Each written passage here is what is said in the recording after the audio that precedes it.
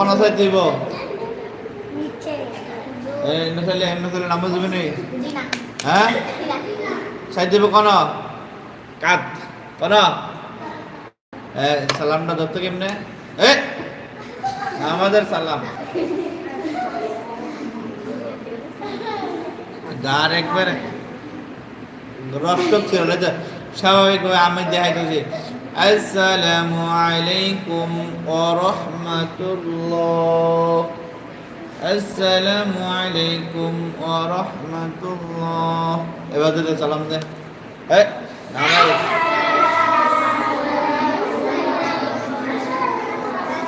কোন চাইব কোন